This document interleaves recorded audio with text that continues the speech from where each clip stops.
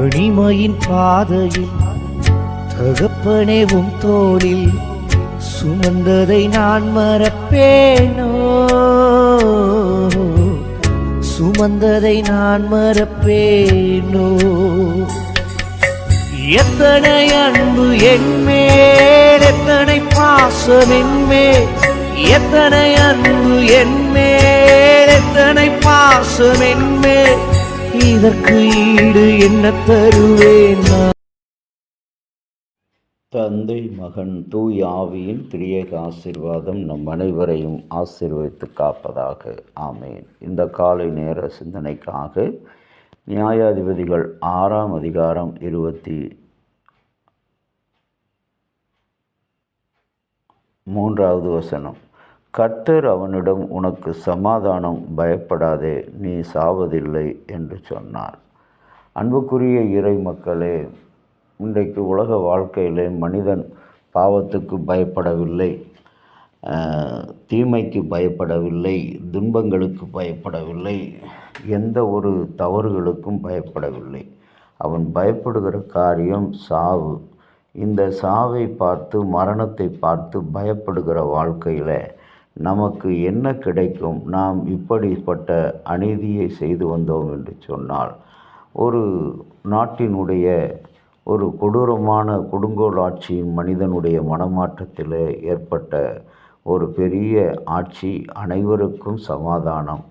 இன்றைக்கும் கூட சமாதானம் என்று சொல்லி கிதியோனை பார்த்து கடவுள் சொல்கிறார், உங்களையும் என்னையும் பார்த்து இன்றைக்கு நாம் இந்த அவசரமான உலகத்தில், அபாயகரமான உலகத்தில், தினமும் பறந்து திரிகிற உலகத்தில் கடவுளுடைய ஆட்சிக்குரிய அரசவையினுடைய சமாதானத்தை பெற்றுக்கொள்கிறோமா? இன்றைக்கு அந்த சமாதானத்துக்கு நாம் பார்க்கும்போது உலகத்தில் இன்றைக்கு இருக்கிற ஆலயங்களிலே வண்ண நிறங்கள் பயன்படுத்தப்படுகிறது, ஆல்டர் மற்றும் ஸ்டோலா. இந்த வண்ண நிறங்களை பார்க்கும்போது நீல நிறம் தான் உலகத்திலே உயர்ந்த நிறம். என்னுடைய கலர் நீல நிறம், வானம் நீல நிறம், கடல் நீல நிறம். அநேகர் விரும்புகிறார்கள், என்னை பயன்படுத்துகிறார்கள். ஆகவே நான் நீளமான நிறம், உயர்ந்தவன். அடுத்து கலர் சொன்னது பச்சை நிறம். உலகத்திலே பசுமை புரட்சிக்கு வித்திட்டுகின்ற இந்த பச்சை நிறம், நான் தான் சிறந்தவன். உலகத்திலே விவசாய புரட்சிக்கு பசுமையை குறிக்கின்ற அடையாளம். ஆகவே அநேகர் என்னை விரும்புகிறார்கள், நான் தான் உயர்ந்த நிறம் என்று சொல்லி. அடுத்து சிகப்பு நிறம் சொன்னது, நான் தான் இந்த ஆலயத்திலும் சரி, பல்வேறு காரியங்களிலும் சரி உயர்ந்த நிறம். மனிதனுடைய உடலிலே சிகப்பு நிறமாக, இரத்தங்களாக உயிர் கொடுக்கிற நிறமாக நான் ஓடிக்கொண்டிருக்கிறேன். ஆகவே நான் தான் உயர்ந்தவன் என்று சொல்லி சொன்னது. கடைசியாக தூய வெண்மை நிறம் சொன்னது, நான் தான் இந்த உலகத்தில் வெண்மையான நிறம், உயர்ந்த நிறம். இன்றைக்கு உலகத்தை சமாதானத்துக்கு அடையாளமாக அநேகர் வெண்மை நிற கொடியை காட்டுகிறார்கள். அமைதிக்கு அடையாளமாக வெண்மை நிறத்தை காட்டுகிறார்கள். கிறிஸ்துவானவர் தன்னை உயர்த்தப்படும்படிக்கு பரலோகத்துக்கு எடுத்துக்கொள்ள அவர் வெள்ளை ஆவியோடு இருந்தார். அவர் ஞானஸ்தானம் பெற்று வரும்பொழுது வெள்ளை அங்கி தரித்தவராக வந்தார். அந்த வெண்புறா அவர் மீது இறங்கினது என்று சொல்லி பார்க்கிறோம். இன்றைக்கு சமாதானத்தோடு, நீ பயப்பட வேண்டாம், நீ சமாதானத்தோடு போ, நீ சாவதில்லை.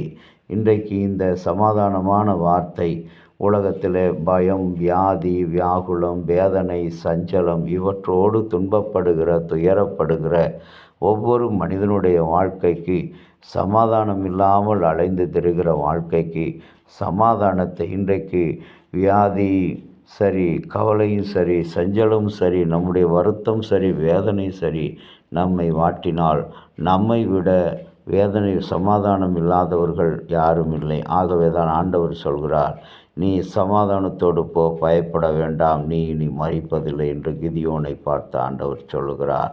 அந்த வெண்மை நிறம் சமாதானத்தின் அடையாளம். இதுதான் இந்த திருச்சபையிலே உயர்ந்த நிறம். ஆகவே அந்த வெண்மையைப் போல நம்முடைய இருதயங்கள் களங்கமில்லாத வெண்மையான ஞானப்பால் என்று சொல்லி திருமறையிலே சொல்லப்படுகிறது. பரிசுத்த ஆவியினுடைய அடையாளம் வெண்மை நிறம் என்று காட்டப்படுகிறது.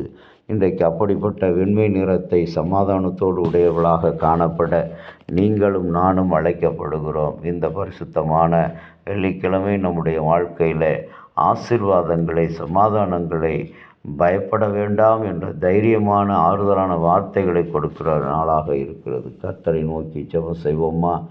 அன்பின் பிள்ளைகள், அன்பின் பரலோக பிதாவே, உம்முடைய கிருபையினாலும் இரக்கத்தினாலும் இந்த இரவில் ஆண்டவரை கழித்து புதிய நாளை நாங்கள் பார்த்திருக்கிறோம். இந்த நாளை எங்களுக்கு ஆசீர்வதித்து தர உம்முடைய திருக்கரத்தில் ஒப்புக் கொடுக்கிறோம். கடவுளை எங்களுக்கு தேவையான அருளையும் ஆற்றலையும் நன்மைகளையும் கொடுக்க வேண்டுமா நாங்கள் வேண்டுகிறோம். உம்மிலே பலன் கொள்ளும் மனிதர்கள் பாக்கியவான்கள் என்று எழுது என்று சொன்ன அந்த சத்திய வார்த்தையின்படி ஆண்டவர் தாமே கிருபையுள்ள காரியங்களை உடைய பிள்ளைகளுக்கு தர வேண்டுகிறோம். ஆண்டவரே, இந்த நாள் முழுவதும் இயேசப்பா நாங்கள் சமாதானத்தோடு ஆண்டவரே உம்முடைய ஆறுதல்